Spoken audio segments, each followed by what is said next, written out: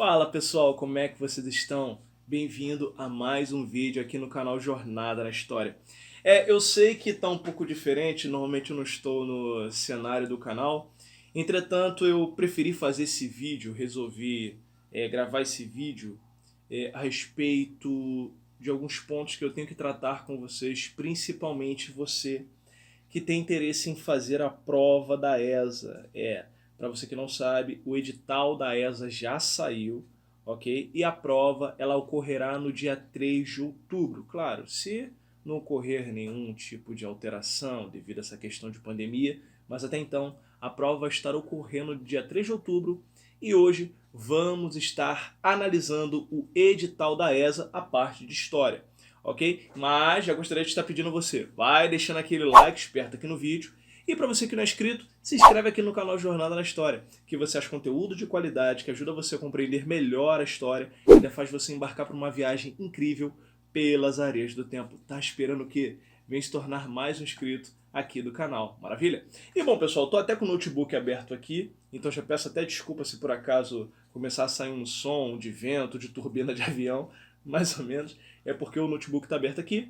E logo agora pela manhã resolvi gravar esse vídeo. Eu estou até aqui na página 19 do edital, que está a parte C, História e Geografia do Brasil, porque para os que nunca tentaram a prova da ESA ela é constituída de questões de algumas matérias, como matemática, português, história e geografia. Inclusive, se eu não me engano, eu vou botar até a legenda depois para corrigir, está caindo também inglês, então é importante que você estude para a prova da ESA e esteja preparado. E a parte de História e Geografia, ela é dividida em algumas questões de História e algumas questões de Geografia. Particularmente, a prova da ESA ela não é muito grande, mas também você não pode dar mole de pensar que será uma prova simples de ser feita.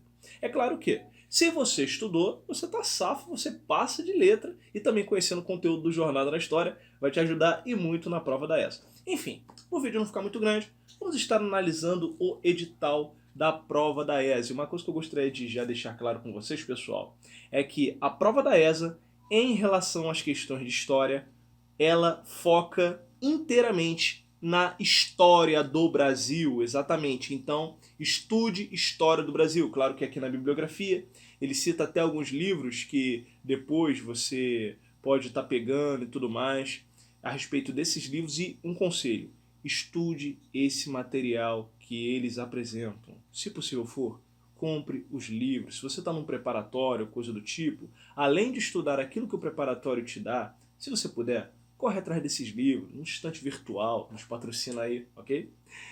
Qualquer tipo de material que eles apresentarem aqui, corre atrás, porque as questões serão baseadas nesses materiais.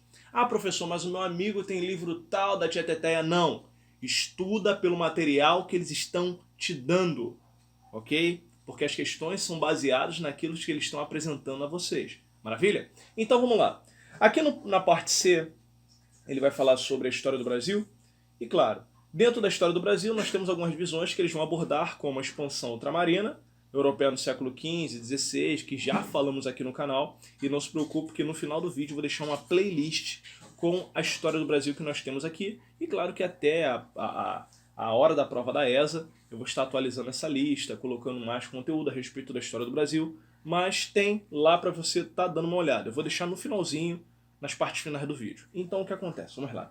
Nós temos a expansão ultramarina europeia do século XV e XVI, o qual vai se referir, primeiramente, na formação dos Estados Nacionais, que no caso é Portugal e Espanha, e a partir disso, Portugal vai adentrar na expansão ultramarina, depois a Espanha, nós vamos ter a dominação portuguesa em cima do continente africano, e lá por volta do século XVI, é claro, Portugal vai se embrear pelo Atlântico, chegando às terras brasileiras. Okay? Enquanto a Espanha vai se embrear também pelo Atlântico e vai acabar descobrindo a América antes de Portugal. Okay? Mas o Brasil fica como domínio de Portugal ao ter chegado, é claro que também.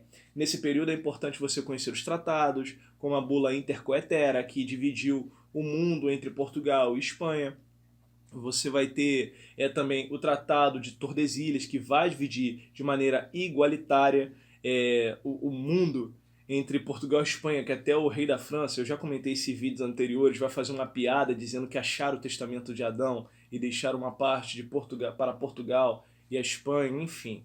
E isso vai iniciar as grandes navegações. As grandes navegações, elas tinham o intuito de correr atrás de especiarias, materiais novos, enfim, comércio sendo focado nessa parte. Então é importante que você estude isso, porque isso é questão que cai na prova, ok? Após isso, nós temos o sistema colonial português na América, a estrutura político-administrativa, estrutura socioeconômica, as invasões estrangeiras, a expansão territorial, interiorização, formação das fronteiras, as reformas pombalinas, rebeliões coloniais e movimentos de tentativas emancipacionistas. Ou seja, quando você vai falar da estrutura político-administrativa, de início você vai falar, primeiro, da administração portuguesa dentro do Brasil. Quando o Brasil vai começar a ser colonizado, você vai ter de início as capitanias hereditárias, que não vão dar certo, primeiramente porque o governo português ele literalmente vai colocar voluntários, pessoas, eu boto até voluntários entre aspas, homens que possuíam posses que teriam que bancar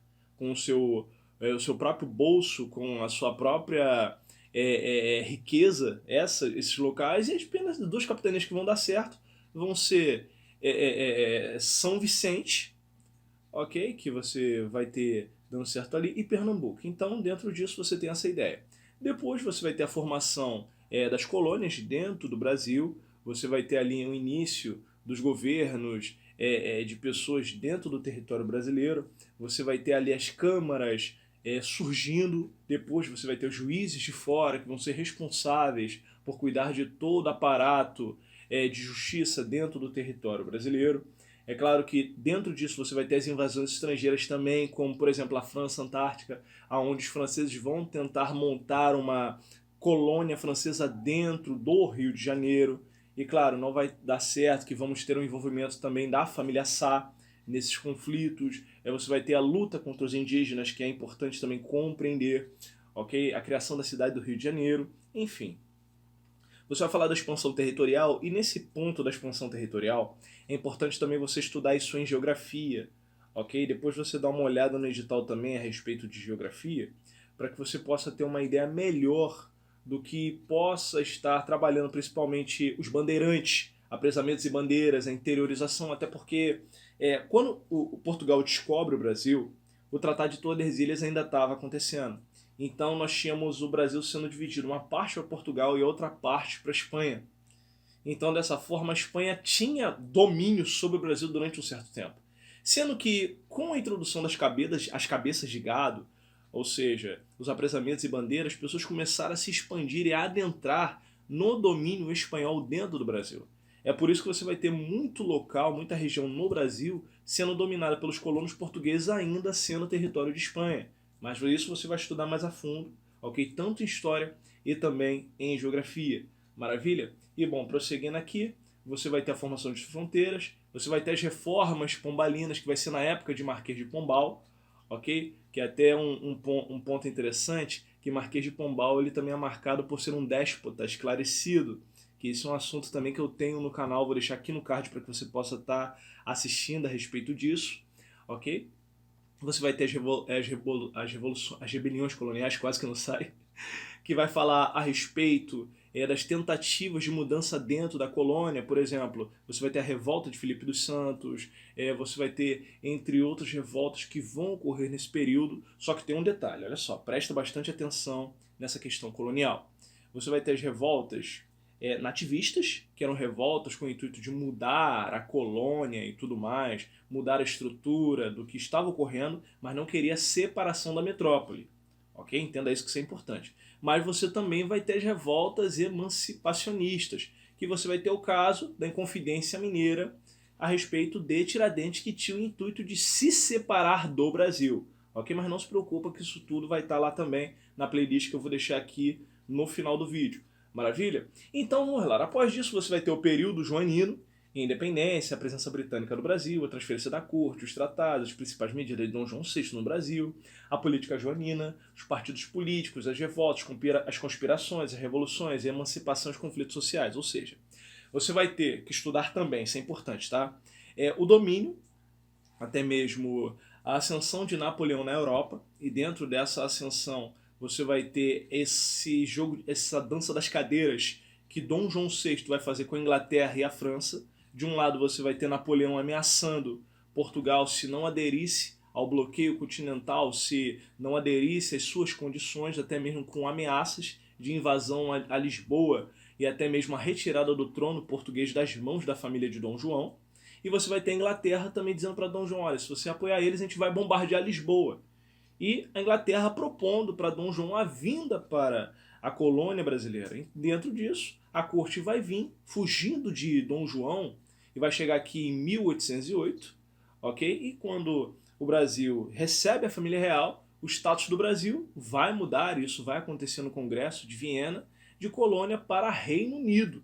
Ou seja, você vai ter uma inversão de papéis, aonde Portugal, que uma vez era metrópole, meio que vai se tornar colônia, e o Brasil vai se tornar a metrópole. E isso é importante. Ok, você está estudando essa vinda, e as medidas que Dom João vai tomar vai ser a criação do Banco do Brasil, a abertura dos portos às Nações Amigas, onde literalmente o rei português ele vai ter essa medida para agradar a Inglaterra, vai trazer aquelas tarifas, e isso vai irritar muito também os portugueses, porque vai botar uma medida ali mais a favor da Inglaterra do que próprio Portugal, e os outros países vão colocar medidas um pouco mais acima. Ok, até porque isso agradou a Inglaterra, que a Inglaterra não estava podendo comercializar com ninguém por causa do bloqueio continental que era promovido por Napoleão. E claro que você vai ter a política joanina, as medidas que ele vai tomar no Brasil, além da criação do Banco do Brasil, a criação de universidades, a criação da Casa da Moeda, a criação do Jardim Botânico, entre outros aparatos que você vai conhecer quando você estudar isso. Ok? Você vai ter os partidos políticos, lembrando que os partidos políticos no Brasil, nós temos divisões interessantes. Nós vamos ter um partido político português e um partido político brasileiro, ok? E isso você vai observar o peso disso principalmente no período regencial. Ok? O período regencial vai marcar muito isso também no governo de Dom Pedro I, que eu vou entrar lá. Ok? E dentro disso você vai ter as revoltas que vão acontecer também, as conspirações, revoluções, a emancipação e os conflitos sociais. Bom, você vai ter o processo de independência, você vai ter o Brasil imperial. O Brasil vai se tornar império, aonde Dom Pedro I vai declarar a independência do Brasil em 7 de setembro de 1822, cortando os laços com Portugal, e você vai ter o período do governo de Dom Pedro I. Sendo que o governo de Dom Pedro I não vai ser lá aquele governo, e você sabe dos problemas que vão ser ocasionados, a questão do poder moderador, quando os políticos brasileiros vão apresentar uma Constituição para Dom Pedro I, ele vê que a Constituição não lhe dava vantagem, até porque literalmente colocava a Constituição acima dos poderes dele, então ele rasga, instaura o poder moderador, ele cria uma Constituição de acordo com a vontade dele, isso também não vai agradar os brasileiros, levando até mesmo na sua abdicação ao trono, saindo do território brasileiro e indo para Portugal. É claro que vai haver outros quesitos também que vão envolver o governo de Pedro I, como o caso da briga pelo trono português com seu irmão, mas isso é um fator que você vai ter que estudar, ok, pessoal? Isso também vai estar lá na playlist para que você possa estar olhando. E com ele saindo, ele vai deixar Dom Pedro II aqui, e nisso que ele vai deixar Dom Pedro II aqui, nós vamos ter o início do período regencial, que você vai ter os aspectos administrativos, militares, culturais, econômicos, sociais, territoriais, e dentro disso, você vai ter acontecendo também alguns fatores importantes, como por exemplo as revoltas que vão ocorrer dentro do período regencial, que também está na playlist, ok? Os problemas, você também, após isso, depois do período regencial, o início do governo de Dom Pedro II, os fatores que marcaram o governo dele, como por exemplo a Guerra do Paraguai, você vai ter a crise da monarquia devido a alguns fatores, como por exemplo a proclamação a libertação dos escravos com a assinatura da Lei Áurea, ou a falta de apoio que alguns fazendeiros vão deixar de dar à coroa portuguesa devido a esse ato. Aí você vai ter a crise monárquica e a proclamação da República, e você vai ter o início da República no Brasil. Ok? Aí você vai ter os aspectos administrativos, culturais, econômicos, sociais, territoriais, revoltas, crises, conflitos e a participação brasileira na Segunda Guerra. Isso é importante, tá? Claro que dentro desse contexto todo, você vai ver, eles foram até bonzinho que eles não vão abordar pós-guerra. Ou seja, você vai ter que pegar dali, da Brasil República. República da Espada, que vai ser o período que o Brasil vai ser governado por Marechal Deodoro da Fonseca e depois por Marechal Floriano Peixoto, que eram militares, e após isso o governo vai entrar nas mãos de civis, eles vão começar a governar, iniciando assim a política café com leite. E ficava nessa disputa em que São Paulo governava durante um tempo, através da figura de um presidente paulista, e depois vinha um presidente mineiro. Só que quem vai quebrar isso vai ser o presidente Getúlio Vargas, instaurando um novo governo do Brasil, até mesmo entre fatores, governo provisório, Estado Novo e tudo mais, até a Segunda Guerra Mundial e a participação brasileira na mesma. Aí vamos lá, já analisamos o edital. Conselhos. Galera, olha só. Estudem. Parece brincadeira que eu vou falar, mas olha só. Estudem pelo fato de que, se você já faz um preparatório, não fique apenas com aquilo que o preparatório te dá. Seja esporádico, pegue questão, tá de bobeira em casa, faz questão. Não fique esperando cair do céu, não. Estuda, estuda. Faz o máximo de questões que você tiver. Pegue as provas antigas, analise, faça o máximo que você quiser. No final eu vou deixar o Instagram aqui do canal, caso você queira tirar dúvidas, ou até mesmo pedir conselhos e indicações de meios de estudar, fique à vontade, ok? O edital já está pronto, tá? Professor, vou começar a estudar agora. Não estou com tanta segurança para a prova esse ano. Não tem problema. Se você quiser, faz a prova do mesmo jeito, vai estudando, se testa. Claro, se você tiver disponibilidade, ok? Porque estudar você tem que ter disponibilidade para isso. E, professor, se eu quiser deixar para fazer o ano que vem, se você ainda está dentro da idade para fazer a prova, porque não esquece que a ESA também ela tem esse fator de idade para você poder entrar na escola de sargento. Se você está na idade e você tem disponibilidade para ir estudando e se preparando, continua estudando desde agora, ok? Porque um bom concurseiro não é aquele que espera o edital sair, ele já está estudando bem antes do edital, reciclando conteúdo, mesmo que o edital mude, ok? E vai se testando, faz a prova. Passou? Amém, boa sorte e prossiga estudando. Não passou? Não desista, não desanime. Você está no caminho do sucesso e da vitória, ok? Então, prossigam, continue acompanhando o canal, porque conteúdo de qualidade você encontra aqui que te ajuda a passar nos concursos que você tanto deseja. Pessoal, espero que vocês tenham gostado do vídeo. Eu sei que foi um vídeo diferente, foi um vídeo de análise de um edital, mas eu achei necessário, principalmente a galera que me acompanha. Eu sei que tem muito adolescente, muito estudante do ensino médio que pretende fazer a ESA, a Escola de Sargento do Exército, ok? Então, pessoal, não dê mole, ok? Não perca tempo, foque no seu objetivo, estuda, deixa as coisas que não vão te acrescentar em questão de conhecimento de lado e foque no seu sonho. Você tem o objetivo de entrar como um sargento, você tem que estudar, não tem outro jeito, ok? Foque, como já falei, você pode contar aqui com o apoio do canal em questão de conselho, estudo, do que você precisar, em questão de conteúdo, conselho, enfim. Outra coisa, já vou estar deixando aqui a playlist para que você possa estar estudando, ok? Ó, só mais uma coisa, nos segue lá nas nossas redes sociais, lá você também consegue falar comigo, tá? Tá precisando de conselho para essa prova? Tá precisando mudar alguma coisa que você queira trabalhar? Então vem acompanhar o canal, maravilha? Bom, meu povo, eu vou ficando por aqui. Sexta-feira nós temos um encontro, hein? Até o próximo vídeo. Tchau, tchau!